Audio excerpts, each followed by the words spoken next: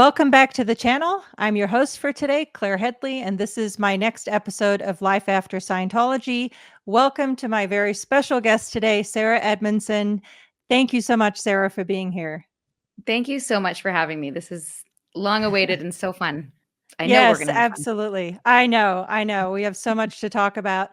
And as by way of introduction, and I'll let you add whatever you'd like to after this, but Sarah, you are an incredible person. Not only are you a whistleblower of after spending 12 years in NXIVM, NXIVM? but NXIVM, there you go. I always struggle with how to say that. NXIVM. It's not a real word. It's just a made up word that Keith came up with.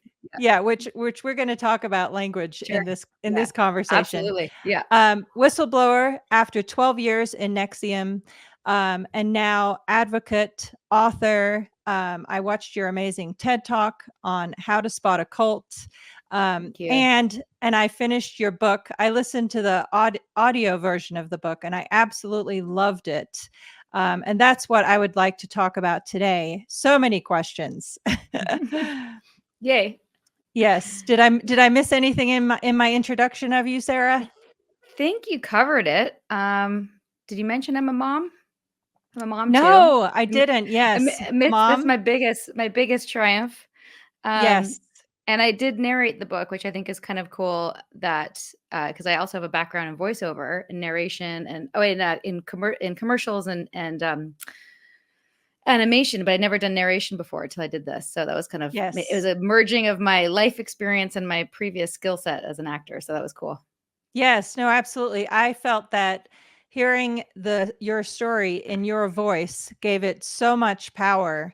Not only because it's your voice, and of course we've met, even if briefly. So I feel like I know you from having listened to you for hours now. but also I really felt that the audio version of the book captured the power of language in cults. And I thought you did an amazing job of, because you used the language that you came to, that became an integral part of your life, I'm sure. In the way and in the context that you were used to hearing it. Does that match for you? Yeah, I think so. Yeah, that's what I was hoping to do. I will say my caveat with talking about the book is that I wrote it 2 years after leaving, and I feel like I've learned so much since then. But I think it's a good summary of what happened. Like it's a really good summary for me of like this is, my 12 years in and getting out of, and later, and what's coming later, we can talk about like what I've learned since doing the podcast and talking to so many other survivors and experts. Especially survivors like yourself, where I've fleshed out like really what happened in terms of putting actual language to the cult dynamics and the things that happened to me. In some ways, it's better, I think, that it's not academic and like pointing out all the things. Like this is what people call love bombing, but you can see the love bombing. You can feel it Totally. drips off the pages. Yes, right? 100%. And also, your experience was different than mine in that, I was born into Scientology. You got in later in life. But I thought you did an amazing job of describing the dynamics that lure anyone in, and in many cases, incredibly capable people or incredibly creative people or incredibly intelligent people, how they don't see, they just walking in the door. You never imagine where you're going to end up, of course. Exactly. Yeah.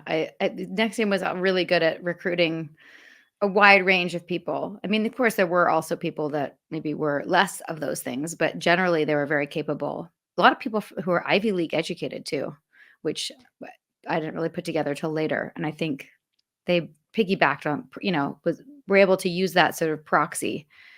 It's like, see, look who we have in our organization.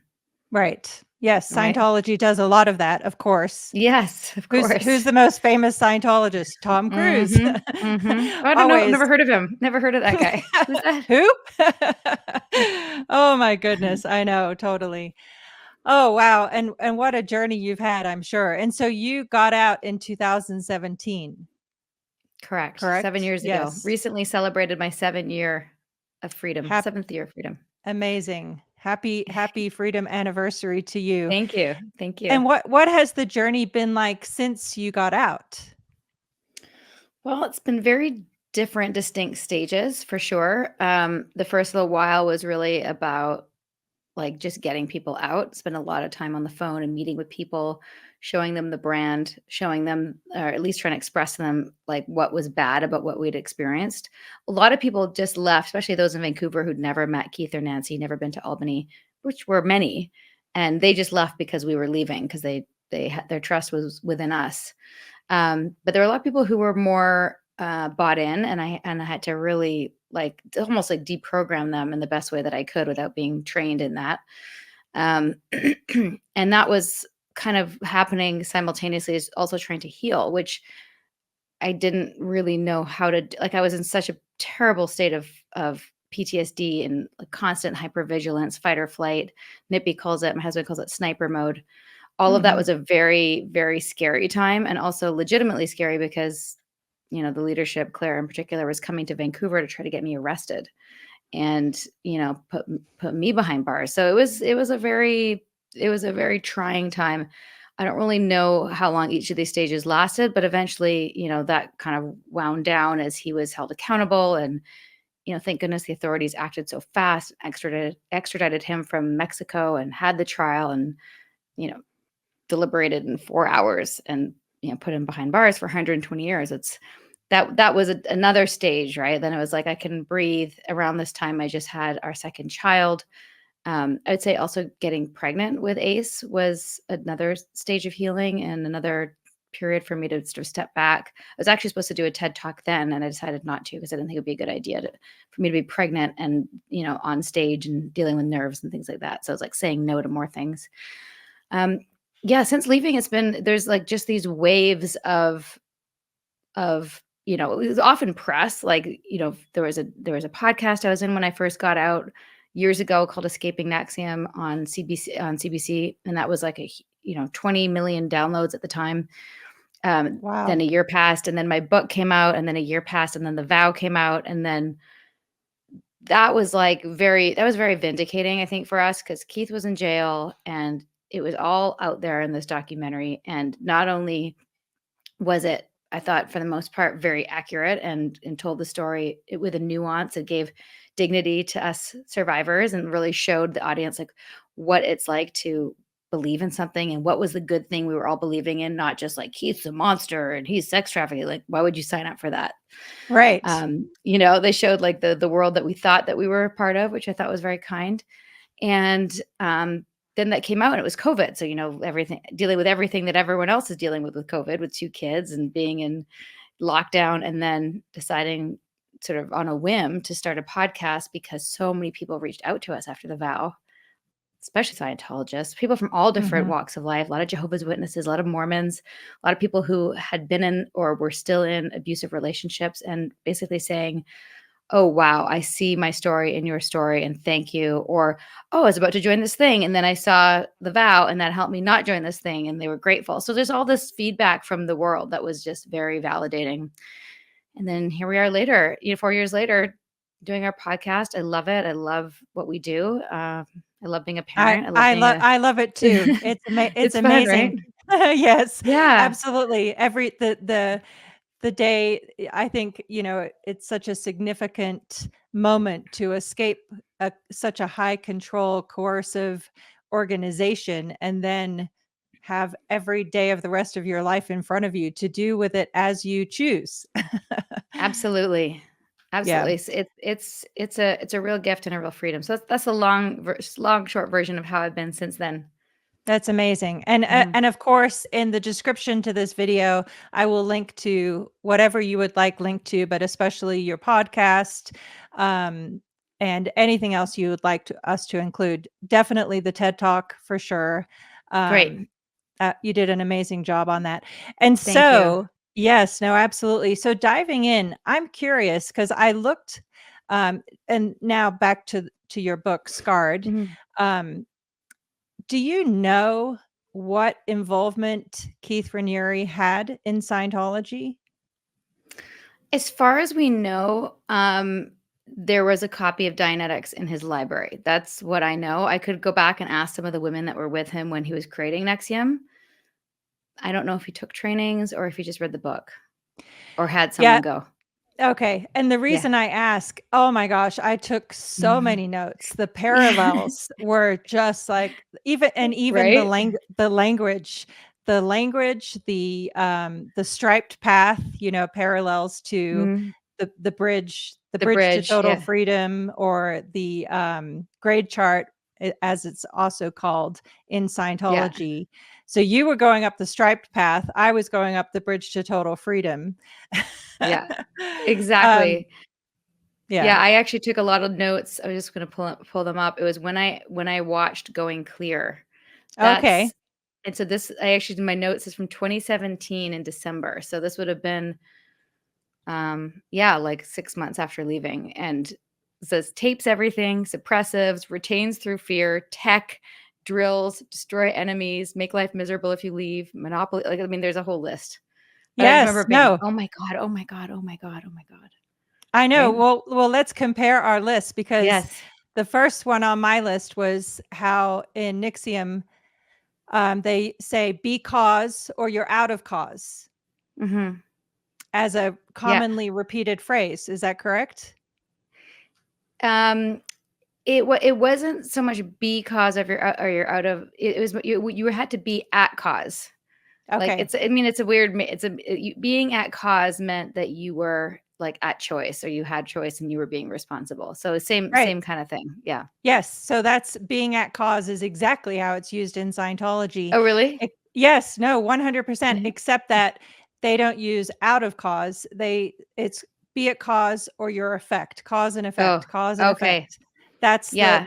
the parallel in Scientology. And then yes, tech, the common use of the word tech was Mhm. is absolutely, I mean, in Scientology, it's out tech, uh, verbal tech, false data. That's Um, such a red flag for me when people tell me they have a technology. yes, totally. Yeah. Anything that to me, and I'm curious your thoughts on this, since getting out of Scientology, Mm. anything that even remotely represents our way or the highway, you know, believe this, I'm like, no, I'm out. Yep. Yeah, for sure. I have a very close family member who works with a psychological method that I do think is legitimate. It's like a method for helping kids with trauma, but he referred to it as the technology, and I was like, "It's not it's a methodology. You can say methodology. You cannot say there's Yep. nothing technical about it. There's no wires. There's not that's a misuse of the word." And I don't think it was a cult. I just feel like it was just something they didn't understand. But Right. I Yes. corrected him. Yeah, Methodology is no. fine. You can say that. Yeah, no, absolutely. Even procedure is okay. In Scientology, it's processes. I'm not Mm. sure what the equivalent, if you had an equivalent for that. Like, What did it mean? so it was the processes were all the various different procedures, steps in the counseling. So, Mm. for example, do you have an ARC break is an example. And then the next step is, was that a break in affinity, reality, communication, understanding? And of course, an ARC break being the Scientology word for any kind of upset in life, and then establishing what was the cause of that upset. Was it a break in affinity, a break in reality, a break in communication, that kind of thing? So it's just Mm. like it's a processes is a very broad term in Scientology to refer to the very many Yeah. different steps that you take to deal with things. Yeah, we called that that was what he tried to get patented, which is called rational inquiry. Okay. So, yeah, if you were upset, you'd have an upset or something you were something you were reactive about, you'd bring it to an EMP or a coach that could do an EM for you, and you'd try to figure out and hone in on what the stimulus was that caused the upset. And of course, the stimulus, let's say like from the book which you just read, like I was upset, or if my boyfriend at the time left dishes in the sink, the dishes were the stimulus, but I put meaning on the dishes, And that meaning came from some sort of thing that happened in my childhood, which the EMP would have to figure out what that was. So that's why, to be at cause, it's like the dishes don't cause me that. I'm putting meaning, so I'm the cause of the reaction. So you want to be at cause versus being out of cause, like you said earlier, is blaming the dishes for your reaction. That's Right. being out of cause. Yeah. Yeah. It's crazy. And also too, it just struck me to really see that, obviously, yes, I understand Scientology is a destructive cult that I was born into. It was never my choice, but to see the ramifications of what has come from this and the amount of hurt it has caused people in the offshoots, even in the far offshoots, was mind blowing to me. Yeah, for sure. So parallel cults. Yes. Yes, with many of the same roots. And Yeah. so the next thing I had on my list was the naysayers and the you made reference to how that would be addressed. Like those are I think the term was knife media. Do I have that right? Oh, the knife. Yeah. The knife was the company that was basically created in the later years. I never took the knife training, but it was a Okay. training to help people dissect media and show slant and bias. And oh god, they'd be having a field day right now if they still existed.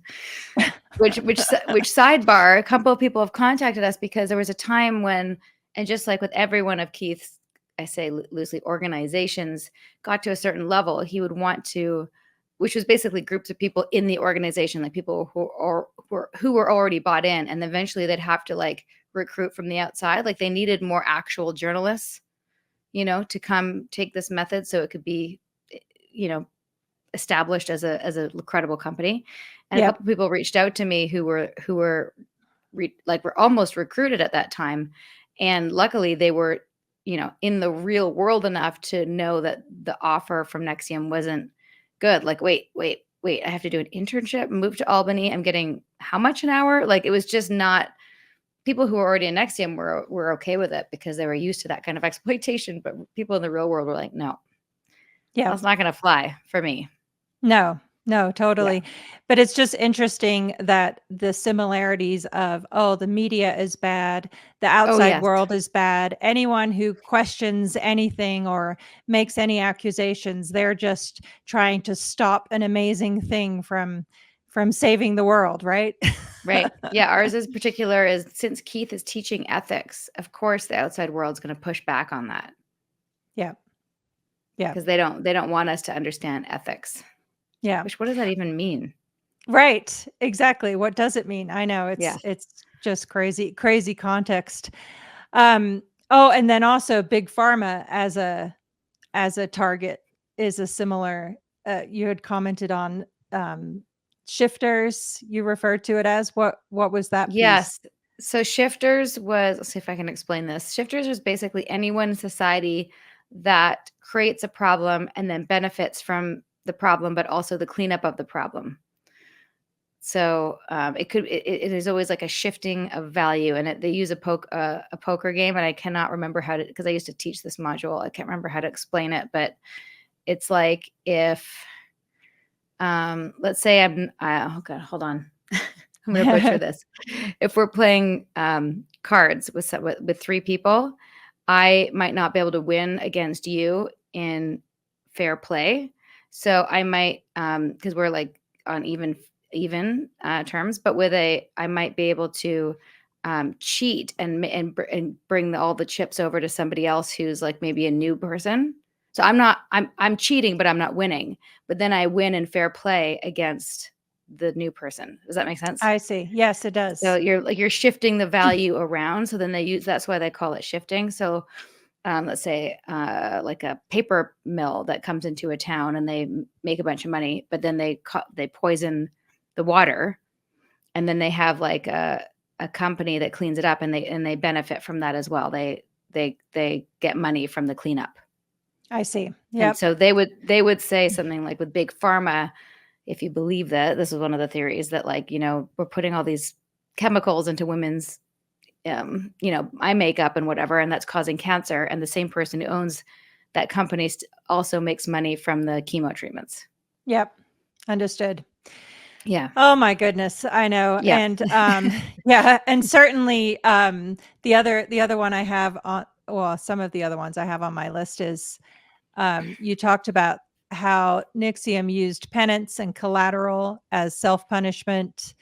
uh, I was so struck by the similarities with ethics conditions in Scientology, and also writing up overts and withholds, which I started that process. I was made to do that when I was 6 years old, Oh my like writing goodness. up what you've done and what you've withheld and what you haven't said and all of that. It's just unbelievable. Did I put that in the book about the breach form?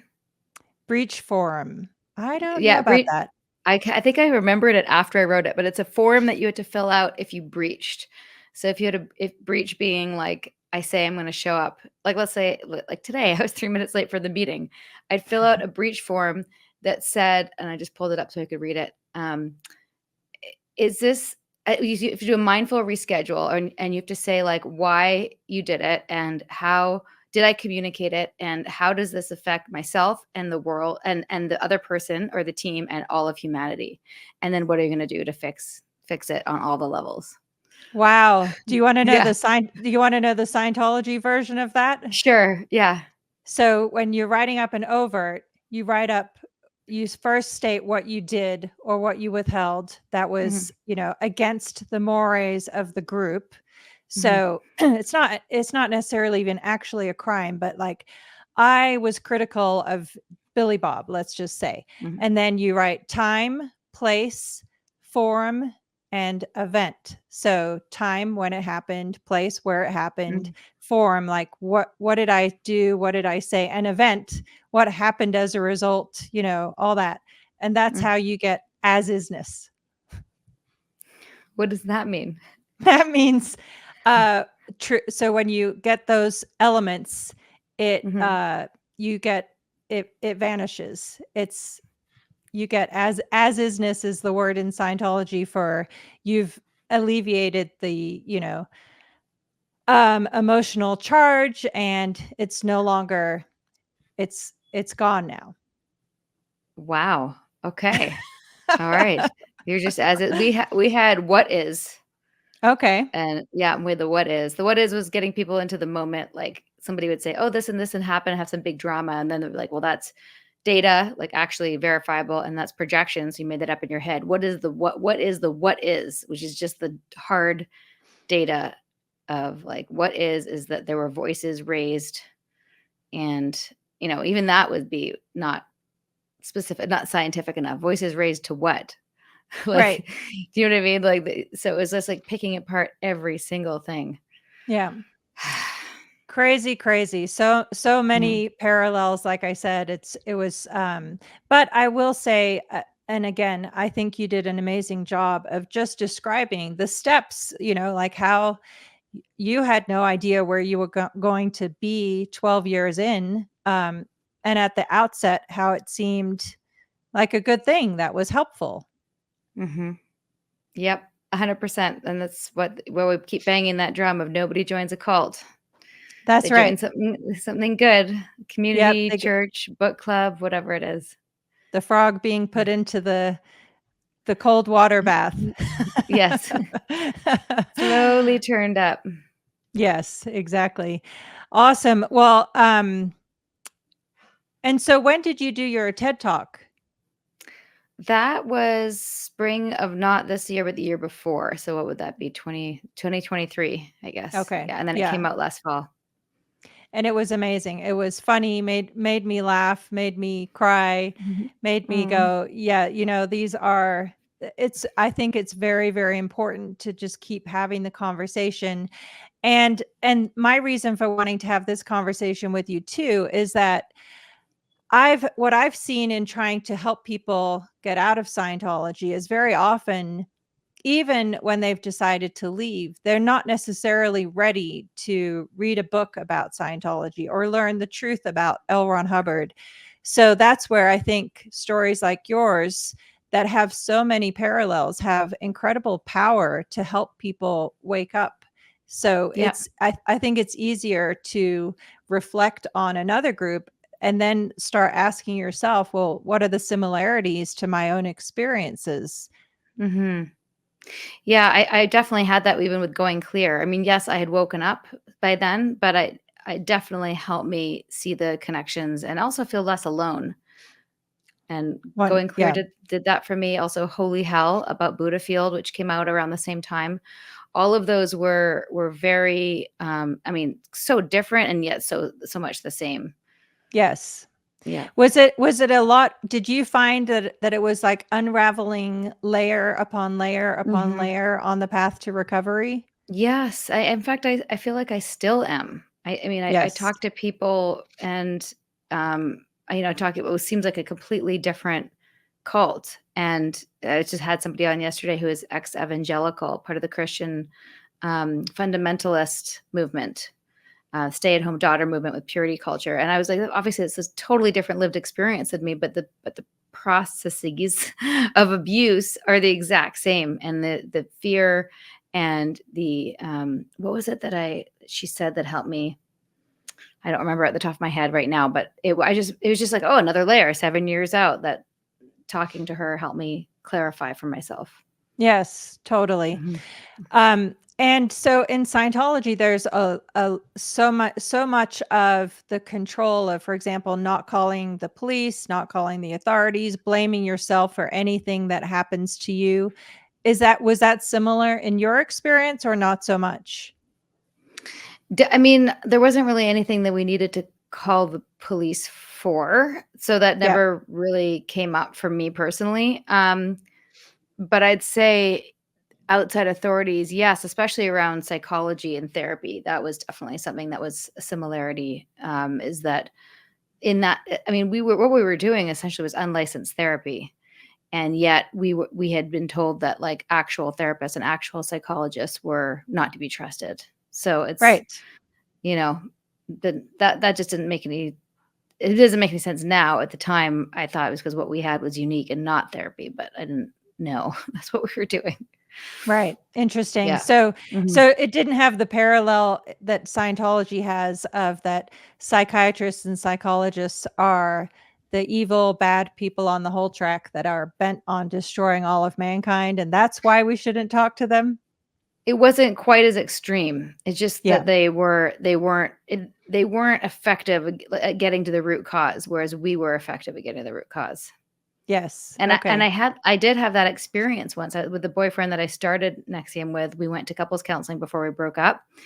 Um, Ironically, with somebody who's, like, still one of me and Nippy's, like, therapists, and I love him, but at the time, he just said something, he was, like, kind of translating for my boyfriend, and I remember thinking, like, "You don't know what you're talking about, like, you're in NXIVM, they called it surface structure and deep structure, and Okay. certain words have, like, we can both agree what mom is. Mom on a surface level is the same thing, but the deep structure of the word, your they called it thought object. Your whole gestalt of the word mom is very different than mine based on our experiences, right? So we Hmm. were digging in on the deep structure this is kind of NLP as far as I know. When we were having a conversation about somebody, if they were bringing up something about their mom, we have to dig in there. Anyway, this therapist, I remember thinking, I just had no respect for him at the time because he wasn't using the right words. He was in surface structure. Like we weren't on the same page. Wow. Yeah. Mhm. Yeah, and I didn't have any interactions with any psychologist until 4 years after I left. Right. And then now I'm very happy to say that therapy has been a very important part of my own recovery. I just think that and again, I would count this as a difference between being born into a cult Mhm. versus at least having a pre-cult experience is you kind of struggle to know what your own pitfalls are. Yes. Yeah. Yeah, for sure. 100%. Yeah.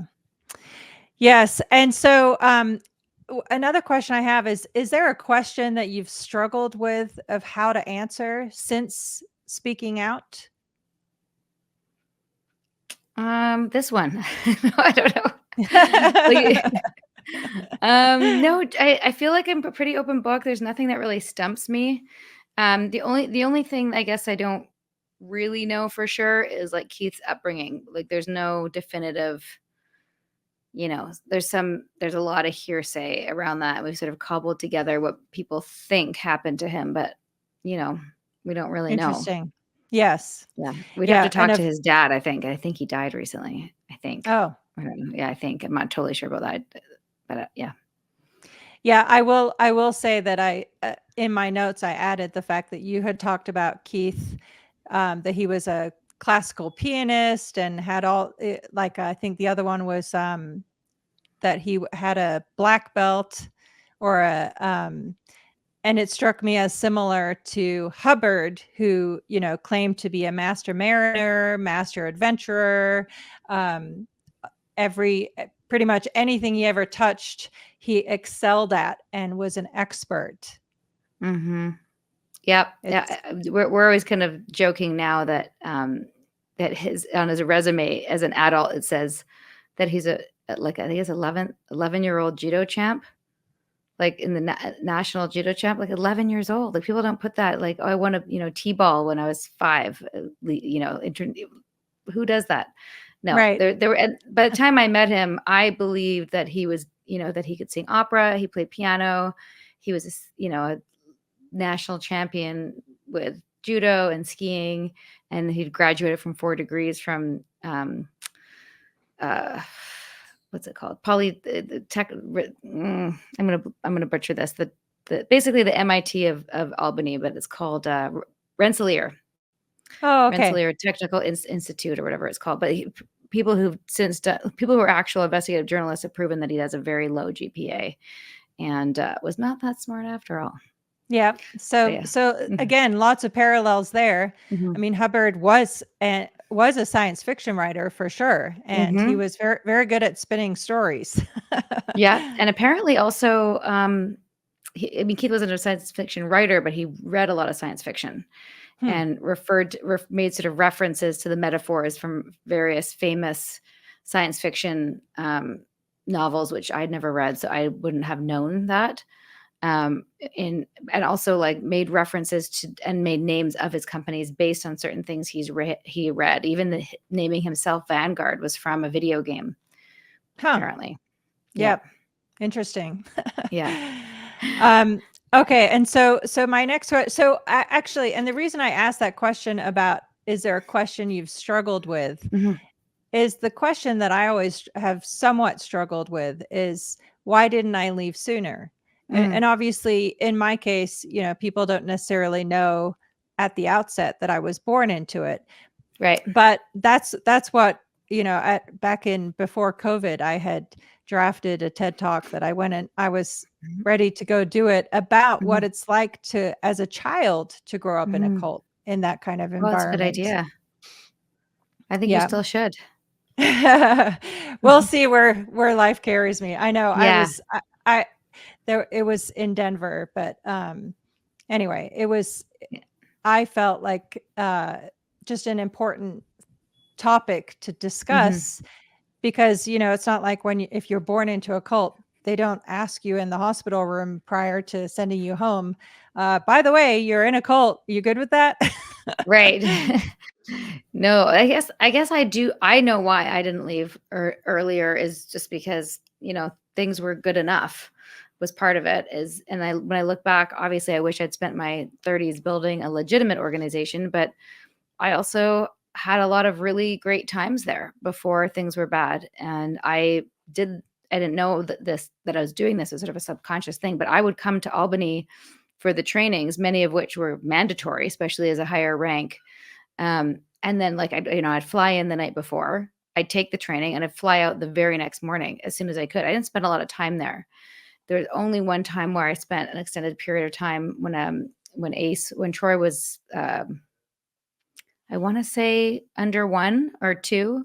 It was for 2 months for an acting program that we did.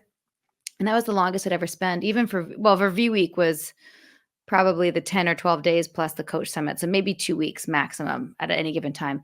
I had my own separate community in Vancouver and I very much cherry picked the good and the bad of it and had a very lovely community and didn't bring in a lot of, I like to think, coercive bullshit that the the upper ranks were doing. I can't say I was perfect, and I've made a lot of amends to people that I for sure gaslit or was not kind to. But generally, it was a very, very positive environment for people working on their goals, like the good part of it.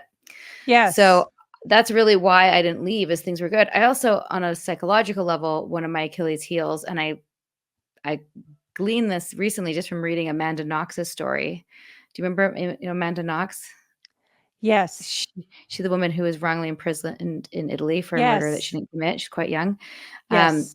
And in reading her book, she's coming on our pod next week or a couple weeks. She was talking about at a young age when this happened, her parents were like, do you get a lawyer, and like, should we come? And she was sort of doing this kind of like, no, I'm big enough. Like I can handle this. I'm going to help the police. I'm going to do the right thing. And I had a little bit of that, like kind of a stubborn, of course I know how to no, it's not a cult. And like, there's a Right. little bit of an individuation, kind of like wanting to ignore certain things because I wanted to be right, that I'd made a good decision. So I Yes. think that had I not had that in my psychology, I may have seen red flags a little more clearly Yep. when they happened, Absolutely. you know? And of course, we all have that incredible 2020 hindsight, right? Yes. Yeah. No, Yeah, no, definitely. yeah, Yeah, I mean, looking back, there's so many, and also I know for myself, and have to give myself grace, that this is looking back with the hindsight we have now in this golden age of cult awareness, with so many documentaries and podcasts and books. Yeah, I don't think I even would have signed up, let alone attended my first 5-day. right. So I think that, um, this is 2005 when that all that information wasn't available. So, if you were to say, is NXIVM a cult? It wasn't there wasn't a lot of data as there is now, you know? Yes. Yeah. No, absolutely. I know it's very interesting, and of course that assertion of no, it's not a cult. I mean, I first heard the word cult when I was about 7, and of course in Scientology the practice is you look it up in the dictionary, right? Mhm, So I remember clear as day standing in the Scientology training room at St. Hill in England and going to the dictionary and looking up the word cult. And in mhm. my 7-year-old mind, without the negativity and context or anything else, I read the definition and I was like, this absolutely is a cult. I don't know why they're fighting the use of this word. Yeah, But I was like, oh well, push it to the back of back yeah. room. That little Did you tell voice just anybody? no, of course not. No. Oh my god. Because I'd already told Yeah. I had asked my mom at the time, why are they calling it a cult? And she had said, oh, they're just squirrels. They're trying to stop us from saving the world. Squirrel being the word in Scientology for someone who alters the tech, who changes Why it. And squirrel? uh, I I think just because they, like take nuts and run away with them. I'm That's so sure there's funny. a. I'll have to look and see if I'm misremembering the context, Hilarious. but for as My long as math teacher, Mr. Beard in grade 10, used to call me squirrel because I was always, like, hoarding little snacks in my desk. So any Scientologist watching this will see, like, I knew it. She was a squirrel since high school. So just verified. Verified yes, the truth. yes, absolutely. And what has been most helpful with in your path to recovery, let's say, since leaving, would you say? I think a couple of things, and this is funny you ask because we're just on this chapter in the book, is trying to like consolidate everything we've learned about healing. And I'd say what's definitely clear is that everyone's got a different journey, a different path, and nothing is the same for everybody. But for me, lot of therapy, and a mixture between regular therapy and cult specific therapy. People who were trained in the field it's really helpful, especially because I don't have to explain everything. I spent a lot of wasted time with a therapist who I had to like bring up to speed, and that just took way too long. Some therapists in particular were great because they even knew Nexium and they knew who some of the key players were. So I could say, oh, this time when Nancy berated me in front of everybody, blah, blah, blah, and they know what I'm talking about. Mhm. And then a kind of multi-pronged approach with a lot of time in nature, forest bathing, or like, hiking is really key for me. I do a lot of like CBD and THC and microdosing of psilocybin, like microdose, not a lot, just to help me with my anxiety. Mhm. A lot of hot baths with Epsom salts. I do a lot of things to make sure, like, even after this, I'll go for a walk and like kind of clear the energy, as it were, and make sure that, even though this is very enjoyable and I love doing this, but it's still talking about a hard time in my life. So I have to make sure that I don't bring that into my time with my kids. Yes. Having Yes, having very clear boundaries has been really good. My therapist recently helped me with, because I tend to be a people pleaser, and say, if someone asks me to do something, if it's not a yes, like an immediate yes, sorry, if it's not a hell yeah, then it's a no. And Interesting. yeah, and that was the other thing that somebody else told me, like, imagine, like, if you had asked me to do this, which is, oh, definitely a hell yes. The other way to find out is, like, if the thing that they're asking you to do is tomorrow or tomorrow night, would you do it? And if you're like, "I would, Hmm. but I'm tired," then it's a no, because you're gonna be equally as tired then. You know what I mean? Like, with all the things Yes. going on.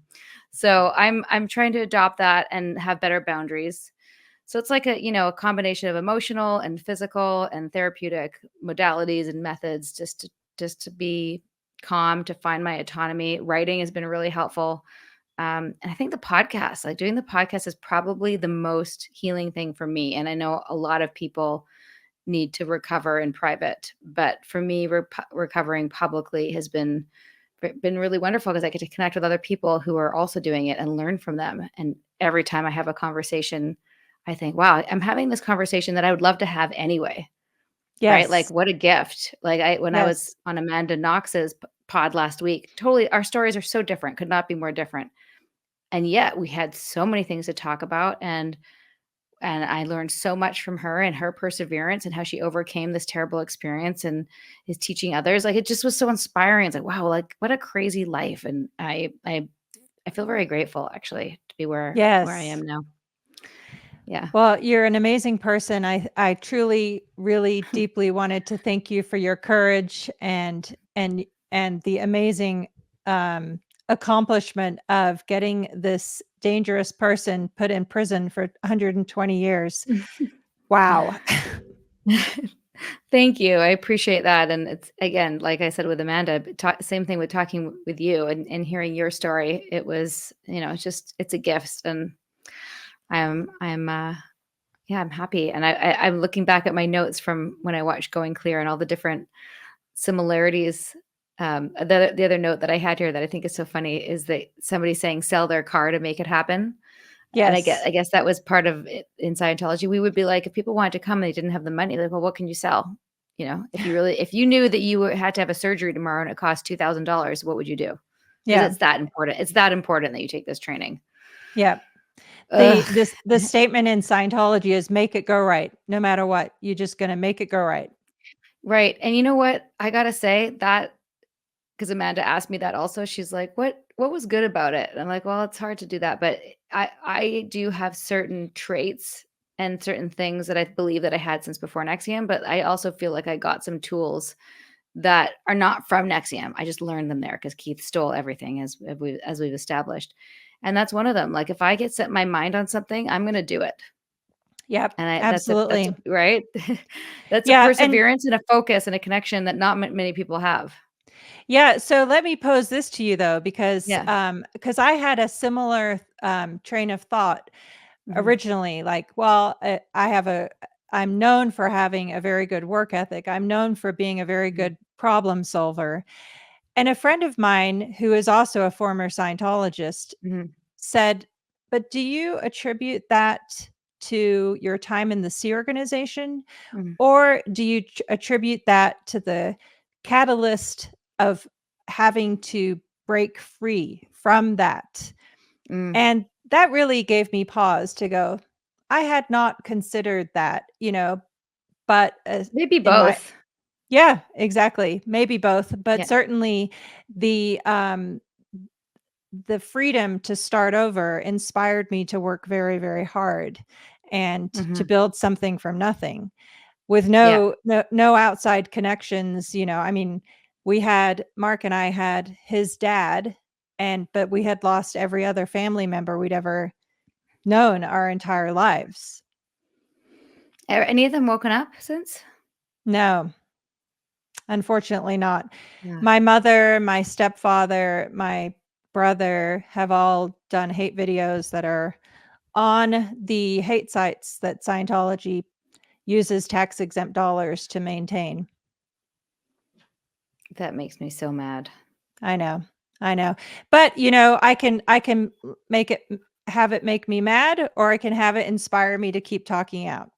Which, anyway, but, well, that's amazing on your recovery. And so what's in the future? What's on the horizon for you? Well, we are about to start season 7 of A Little Bit Culty, and we took a little break for the summer. We're always on, so there's always podcasts, but we pre-recorded so we could take a much-needed break from all things cult related. But season 7's shaping up to be quite an epic lineup of guests, and I'm very excited about that. That's And amazing. yeah, so we're gonna keep going. We have a neon sign now, so we have to keep going. We just can't stop. Yes. I love your sign. It's great. You And I need one love you both. too. Yes, I Oh, know. we love Mark you. Yeah. Mark Yeah. has one, so I'll get Yeah. one of Get these one. days. Yes. Yeah. And then, like I mentioned when you were in our podcast, we're working on our second book. We are gonna glean a little bit culty for all its nuggets and wisdom so we can present people with the book that we didn't have when we got out. And it'll sort of summarize everything from the cultiverse to the template to how to heal, how to whistleblow, how to navigate life afterwards, all the things. That's amazing. So, Well, yeah. we would have great use for that with the work we do with the Aftermath Foundation, and just for anyone. I mean, we hear from people all the time getting out of Scientology, obviously. So navigating that and helping people to do that is an amazing cause. Yes, yes. That reminded me is that I think we spoke about it last time and I forgot to do it, but I have to make sure that the Aftermath Foundation is on our resource page Oh, because awesome. people are a lot of people are finding me because of the TED Talk. So then we can steer them your way. Nice. I love that. Yeah, I appreciate it. Thank you. of course. Yeah, I Yes. mean, Scientology has, probably one of our most covered podcast topics since we started, and it's one of the biggest out there, unfortunately. And I'm really glad that you're speaking out against it because it's just, I mean, I don't have to tell you this, but so toxic. No, I know. A very elaborate method of coercive control, leverage, fear, and silencing of voices. And so that was one of the statements that you made in your book that I wrote down too. True power is to use your voice. And that is just so true. I know it's not for everybody to make that choice to speak out publicly, but certainly for me, I never had a voice by the Mhm. first 30 years of my life. And even though I was terrified to use my voice, when I did start speaking out, it was also incredibly liberating to just be able to say out loud some of the worst experiences, and just help people understand that that is the life we lived. Mhm. And are more and more people believing you? Yes. Good. And Yeah, absolutely. has anyone found Shelley Miscavige? Can I ask you 3 questions? Sure, of course you can. No. So here's the thing. Personally, the reason I committed to pursuing that question, which of course Leah Remini filed a missing person report back in, I think it was 2013. And it's Shelley is the firsthand lady of Scientology. She was in the entire time that I was there. And to have Mhm. someone of that stature just vanish speaks to me to the practice of Scientology. But it's not just Shelley. Mm. It's many of the executives, some of whom have since passed away, who haven't been seen or heard from publicly in many years, including, for example, Diana Hubbard, L. Mm. Ron Hubbard's daughter. Um, and Mark Yeager, who was a top management executive. But I believe that Shelley is at one of the remote CST locations. CST is just Church of Spiritual Technology. It's where they engrave Hubbard's writings and bury them in vaults so that when the earth is destroyed, people will come back and find his technology anyway. I know it's an elaborate. I didn't know that. I did Yeah. not know that. I thought I knew everything about Scientology that there was to know. They even had a solar powered cassette player. So you would hand crank so people could listen to Hubbard's lectures after the world has been destroyed. I know it's extreme. God.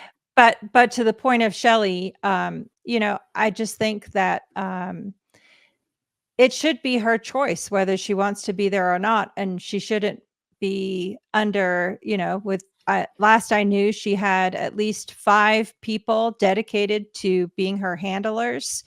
3 of them I know personally. And so that level of control of any human being is so wrong. Absolutely. Has the police responded to the missing persons report? They have, and of course, and I'll link to this, but Yashar Ali did a whole documentation of how the fingerprints of the meeting that LAPD had with Shelley did not match Shelley's fingerprints. And this was, I think, in 2014. So, the last time Shelley was in her position as David Miscavige's wife, as his assistant, as the first lady of Scientology was back in 2006. So what she's been doing then, she's been, whisked off any public knowledge of where she is, her activities since that time. I mean, that's going on 20 years now. My God. Yeah. I hope she's still alive. I think she is. I think that it would be way too convenient if she weren't, for Scientology to make that known publicly. But I also think that David Miscavige is in such a position of power that he thinks that he can get away with anything, including, shutting his wife away. My God. We need like a true crime podcast to take this on. Yes, 100%. Yeah, no, seriously. I mean, I've done a number of episodes on our channel based on this question, where is Shelley, in which I interviewed all kinds of people who knew Shelley from her first earliest days in Scientology, which she was in Scientology, from my understanding, at least from the age of 4. And by around the age of 11 or 12, she was sent off to work directly with L. Ron Hubbard on the Sea Org ship. So that's when the Sea Organization, whose members are required to sign a $1 billion contract, was still at sea, which is why it's called Sea Org. Right. But in other words, her entire life was in Scientology. So right. I can certainly relate that it would be very hard for her to even consider that she might have a life outside of that. Nonetheless, it should be her choice. Mm-hmm. I agree. So, yeah. Call to action to all the true crime podcasters out there. Yes, 100%. Yes, absolutely. Let's keep asking the important questions. Mm-hmm. Keep exposing these dangerous organizations for what they are, and keep educating people so that they don't get fooled by and lured in the door in the first place. Agreed. Yes. Awesome. Amazing. Well, thank you so much, Sarah. Thank you. I've thoroughly enjoyed talking with you today. And oh yeah, I have 5 of these coming your way. Yes. Okay. Awesome. So for everyone listening, I will have 5 signed books of Sarah's amazing books. 5 signed copies of Sarah's amazing book, Scarred. I thoroughly, highly recommend it for anyone who has interest in navigating tough situations in life and coming out the other side stronger and more resilient than before. Thank you so much. I really appreciate that endorsement and your time and your friendship and support. And I can't wait to do it again. Yes, absolutely. And by the way, I completely agree with you. Motherhood has transformed my life. I'm so grateful for every single day. My kids have taught me that there is unconditional love in this world, and I share that joy with you 100%. Oh, that's so great. I can't wait to see them. They'll be home from school very shortly. I'm going to hug them extra hard today. Yes, yes, me too. I know sometimes my youngest son will come up to me and he'll just give me a hug and he'll be like, "Are you okay, mom? Are you having a hard day?" And I just, Oh, oh, it's just bless him. I don't every know why moment. I just said bless him like I'm religious. I'm not. And I'm like, you know what I mean, though? Like, oh, I what a do. cutie. Yeah. I do. Yes. No, absolutely. Oh, Amazing. Well, thank you for everything that you do. Please send our love to Nippy as well. thank And you. and Yeah. and and like And I my love to Mark, mentioned, too. yes, Yeah, absolutely. And like I said, just let me know what links you would like me to include with I will. this conversation. And I will very much look forward to continuing our journey together, as it were. We have different paths, but we have the same goals to help people understand what our different experiences have been. And it makes the world a better place to educate people on these topics, no matter what, in my opinion.